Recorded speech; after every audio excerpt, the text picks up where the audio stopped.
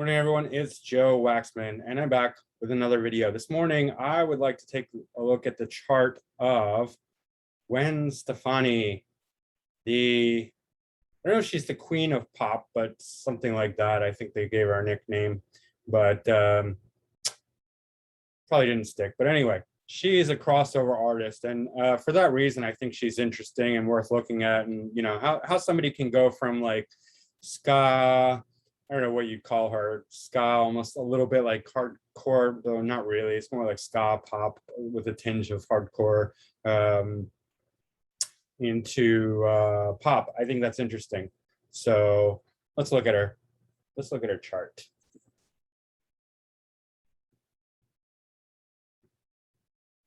I mean, me being heavily, mercurial, Gemini, Uranian, I love interesting things. You know, if it's crossover, if it's unique, if it's different, if it's out of the box, that's something I can appreciate, even if I don't necessarily, listen to music or whatever.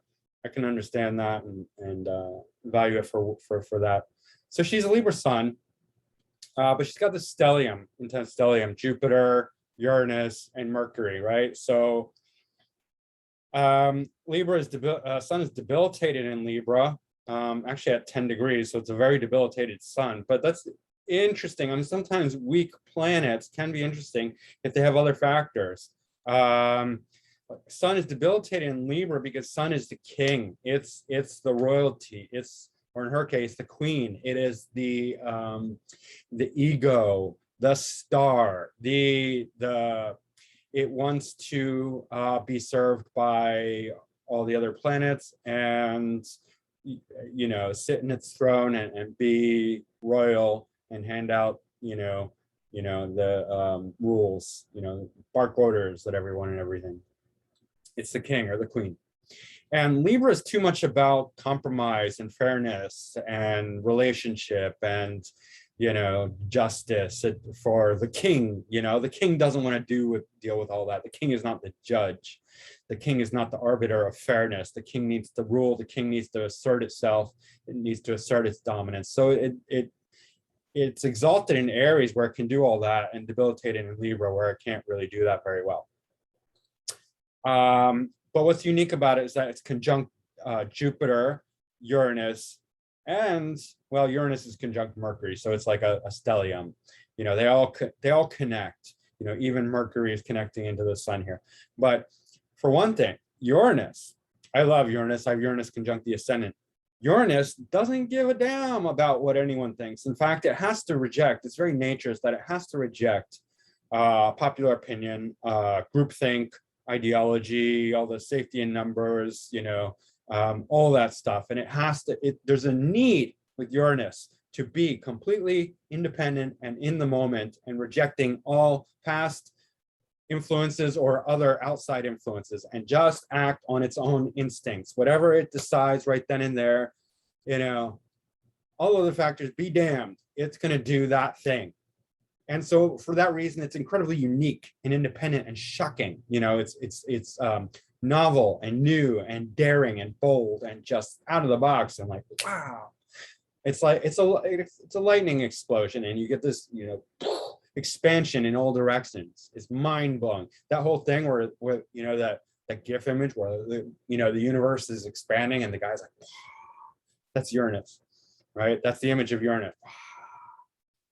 Okay. So she's got that. She's allowed to break the rules, all of them, every single one of them. And that's really fun. That's really unique.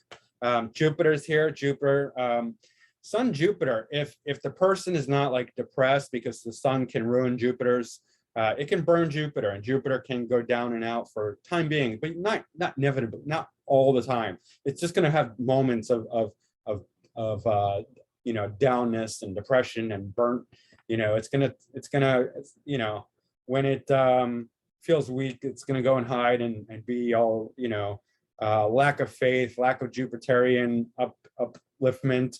But the rest of the time, they themselves are going to be very Jupiterian, very big, very expansive, very wise, or seemingly wise, just huge personalities, like full of, benefic qualities, generous, wanting to give, wanting to be this beacon of joy and wonderfulness for everyone, right? Giving, wise and upbeat and faithful and religious, even if not religious, religious in their attitude, like just gotta have faith, man, gotta have faith. Look, here's some wise advice for you.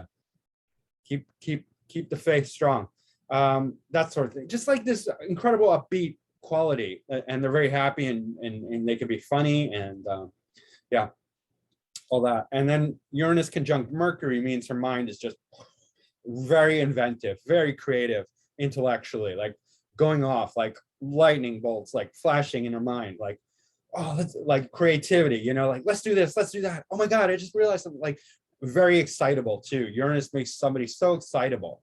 Right? I have it on my ascendant, and believe me, like if you just get me talking about something, you know, less so when I'm just sitting here like with the computer screen, but if you come at me with something that you know, will anything, it could, I get excited easily. In other words, I'm very excitable. Uranus has that quality. It's just excitement. It's just like going off like lightning bolts, right? So she's very Uranian, right? And this is, by the way, can be great for Uranus conjunct the sun, just in general, can be great for things like astrology or out of the box thinking, anything where you just have to like invention, science, where you're just like anything Uranian, where you just have to think completely out of the box. Uranus is the significator of astrology. But one of the interesting things about Libra is that for a Capricorn ascendant, Saturn is exalted in Libra. So for the ascendant, Libra is not a bad sign. That's why this is interesting. It's not just Sun in Libra, right? Consider the position as well. It's 9th house, okay, but it's very high in the sky. It's the 10th sign, right? 12th, 11th, 10th. By whole house, this would be 10th house. That is significant as well. Even though the MC is in the 11th house, I would say that her career should have to do with around groups and networks, and it does. A band is a group. She's a solo artist too, but she started out in a band, and she always has people working with her in groups and networks and like niche. It's a very niche 11th house. Like, so she's popular in niche segments. You know, it was the whatever, the ska, hardcore, grunge, whatever, pop, and then switch over to hip hop, you know, but her own unique style. Like if you go and listen to her Ain't No Hollaback Girl, yeah, it feels hip hop, but if you really tune in, it's more like an art piece than real hip hop, because it's almost like a mimicking hip hop, because she's coming from a you know, more, you know, rock music kind of thing, and hip hop is a huge transition over from there. So like her influence is not hip hop originally, but she's doing like a art and almost like an artistic rendering of hip hop, and it's very unique. It's I mean, go watch it for yourself. It doesn't come off as like, you know, just the stupid superficial pop music. It's an art piece. I appreciate it for that, even if I don't like, you know, even if I'm not going to listen to it for its musical quality. If you watch the video, it's just interesting, is what it is. And so that's really unique. And this is all interesting. That's what you got to realize. It's not just like, oh, the sun's in Libra, it's debilitated, and that's it. This is interesting, and it's high in the sky. It's in the 9th house. And for Capricorn ascendant, Libra is a good sign, because again, Saturn is exalted in Libra. Now, I don't know about her philosophical religiosity type stuff, but I would say that 9th house for her, even though it's 10th sign, 9th house for her relates to her the high caliber of her music, right? Because 9th house is trying to the 5th house of creativity, 5th house, and so it's a higher level of creativity. It's taking creativity up to like graduate level, like really sophisticated quality. And you know, even though I'm not like a musical fan of hers, either before or after, you know, that transition, I do respect her, and I think there is a high level of quality to her music, and you know, it speaks for itself. It's incredibly popular, both No Doubt and her solo music, and so she's definitely got something. I mean, look at her moon. It's in domicile right on the descendant, and anytime you have a planet that's conjunct the angles, it's really strong. Cancer moon on the descendant, great for a singer, because the descendant is where we can be heard by the masses, right? Whether we're giving speeches or singing or anything where we're trying to relate to large volumes of people, the 11th house is great. Sorry, 11th, 7th, sorry. And look, there's a square to Jupiter, and even though the square is not the best aspect, any aspect between Jupiter and moon is a good aspect, because Jupiter aspects are all usually beneficial, and Jupiter loves the moon, moon loves Jupiter, they benefit each other. So Jupiter to the moon here is really good, right? And Jupiter is exalted in Cancer, so that's also quite strong, quite good. Capricorn ascendant conjunct Mars. Mars is exalted in Capricorn.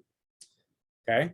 Yeah, she has 2 debilitated planets. We'll get to the Venus, but Mars is exalted in Capricorn. And so here, and it's in the 12th house, but it's within 10 degrees of the ascendant, so it's strongly influencing her ascendant, believe it or not. Like, you know, I know people who are like, it's half a degree to behind the ascendant, it's in the 12th house. Yeah, come on. I mean, have a little more flexibility to your thinking. That's conjunct the ascendant. And if it's within 10 degrees of a house cusp, I consider conjunct the ascendant. Besides, in whole sign systems, this will be in the 1st house. So, I mean, you can't just reject whole schools of astrology. That's not good astrology, in my opinion. If you're just being like, my school of astrology is the only correct astrology, and I'm just going to rigidly and dogmatically reject all other schools, you're not really doing astrology, because you're not taking into effect the whole way that people are, millions and millions of people over long hundreds or even thousands of years have been doing it this way. So you have to consider the possibility that they're at least partially right. You know, there is influence when it's in the same sign, even if it's behind the angle. They both have influence. So you have to understand like how the influences are. Anyway, that's a diatribe. That's a tangent. But Mars and Capricorn, look at Capricorn. Capricorn is always like this. It feels retro to me. Capricorn always wants to harken back to like the 50s era with the pompadours. You know, Elvis was a Capricorn. And we get that feeling from Gwen Stefani. I mean, she's a sex symbol. She's like pretty, she's beautiful, but there's also like this very masculine quality to her. It's not like I would go up to, I would be personally afraid of Gwen Stefani, because I feel like she could like beat me up or something.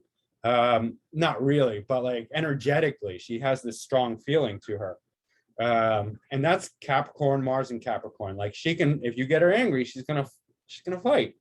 I'm sure she's a really nice person. Moon and Cancer, very caring, very sweet, and like, very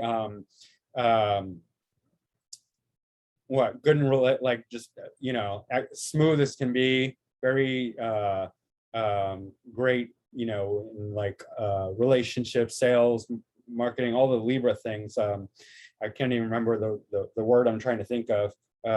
But if you get her angry, I mean, she'll probably beat the crap out of you in one way or another. Yeah, and we see that. Like, she's not like this hyper aggressive person. If you read her Wikipedia page, she did not want to be like on the more aggressive side of her musical genre, and she was just like barely touching the aggressiveness. With no doubt it was there, but it's not like it's a very poppy soft version of like a hardcore genre. The music, it's just very fringe hardcore, right?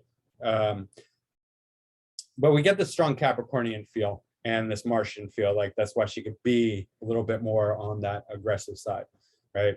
And she has that 50s retro, pompadour. Like she could wear like a female version of the pompadour, and it would perfectly suit her, her look. Yeah. So, and then we have this debilitated Venus in the quadrant, 8th house quadrant. It's in the 9th sign. So again, we're getting a mix here. It's not fully 8th house. 8th house Venus is not It's not going to be super happy, especially not in Virgo. But it will. Eighth house Venus is going to be very sexy and sexual, even in Virgo. And it's south node to Pluto, south node to Venus. So it's interesting. It's not just like a debilitated Venus. It's part of this stellium. Pluto conjunct south node, conjunct Venus. This shows that she's very powerful. Like she was like from a young age. South node Pluto means that she has this Plutonic energy naturally, and Venusian energy naturally, even if it's in Virgo. And what this suggests is like this incredible sense of style, because Virgo is going to be that having that critical eye. So she really knows, like she might be picky as hell, it might be hard to work with, but like her musical taste, and she was also into fashion, by the way. She's like did all this fashion design stuff, and that's this Venus in Virgo conjunct the south node. She's going to know exactly what she wants. She's going to know exactly how it needs to be. And she's just not going to settle for anything less.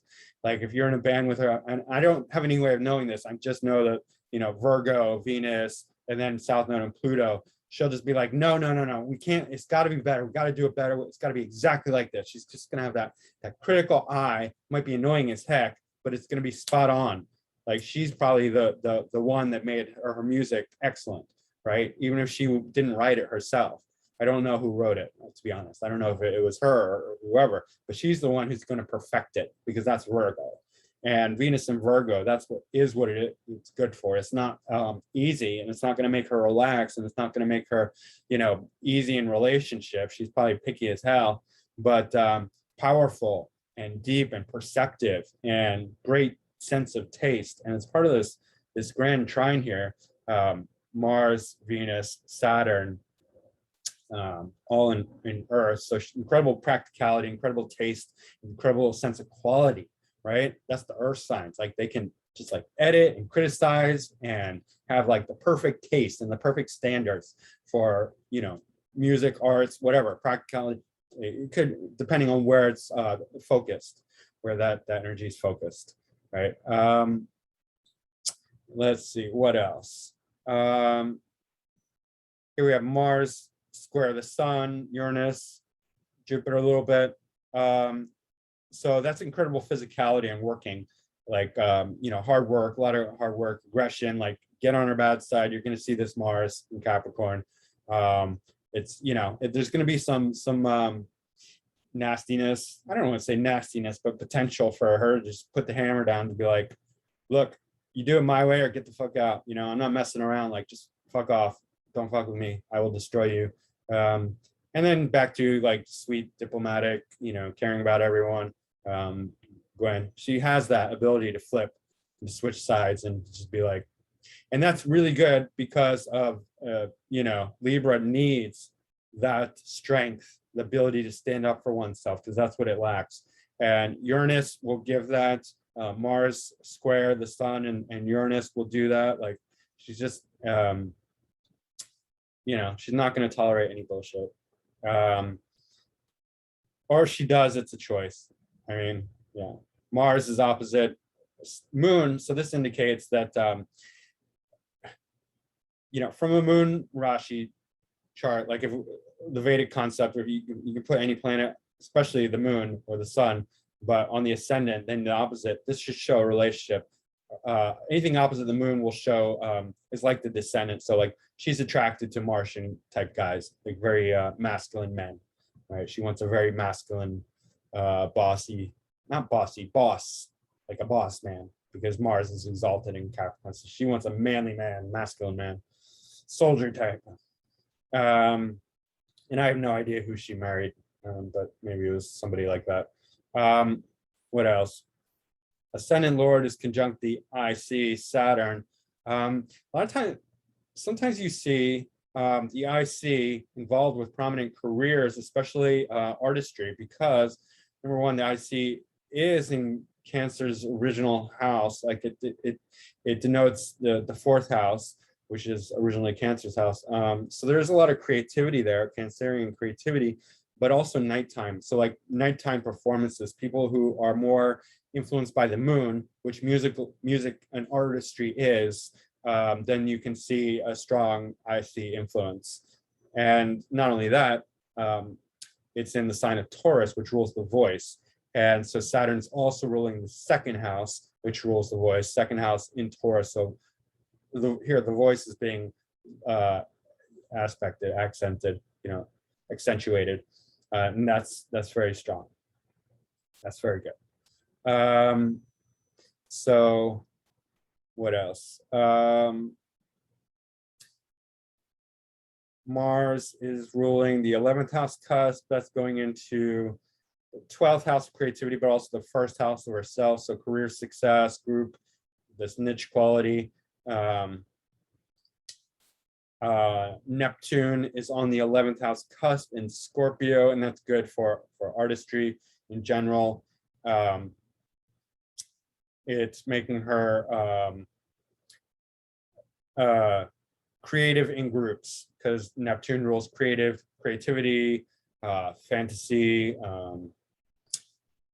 spirituality, mysticism, but here it's like the creativity is going into groups, working with others and being in the group networking setting type thing, right? What else can we say? That's pretty much it. Like, I don't know enough details about her life to comment on the 8th house. Venus in the 8th house is good for money, although not great in Virgo, but it is conjunct the South Node, so there's probably an inheritance. I know she was helped into the musical career by her sibling, by her brother, that is Mercury here. So that could have been some influence with the inheriting a musical career, because the 8th house deals with inheritance. And South Node, Venus, and then Pluto. Well, Pluto is conjunct the 9th house cusp, so that's really not in the 8th house, because it's also the 9th sign. So it's really more Venus, and then South Node is barely in it. I would say that's more 9th house, and here the North Node and moving into the 3rd house, second, third, but in Pisces. So she's becoming even more creative and expressive as she gets older. And I don't know what she's up to anymore these days. Chiron is opposite this Uranus. So, also the sun, still influencing the sun and her Mercury. So this will bring in a quality of empathy and concern for, the wounded, the rejected, the underdog, the people, the minorities, groups, things like people who just suffer, who are suffering and outcasts of society. And she has done some philanthropy work, donated a lot of money, worked on causes, things like that. So yeah, I mean, I think this explains Gwen Stefani pretty well. The Uranus and the Pluto are really responsible for her switching over, crossing over. And I think that's the most interesting aspect. I mean, if she had just stuck with No Doubt, even though the musical style is more similar to things I used to listen to, I think she's vastly more interesting, having switched over to the hip hop genre, just because it's just making life more interesting. Like, the hardcore ska pop girl switches over to hip hop, and in the sense the pop is the connection, because it's like, like ska, rock, whatever you want to call it, pop. It was pop, and then hip hop, pop. They're both pop. They're just different styles of pop. So that's where the similarity is. But I think her hip hop music is more interesting than her No Doubt music. I just think it is, even though I don't listen to either of them. It's just more interesting. It's more out of the box. It's more Uranian and Plutonian, like that Plutonian transformation and that Uranus shock value. Just like, what the fuck is that? Which I love. I love that. So, all right. That's Gwen Stefani. And yeah, If you enjoy this content, don't forget to hit like, subscribe, and share. Go to my website, macroastrology.com, if you want to book a reading. And that's it for now. Thanks, guys. See you soon. Bye.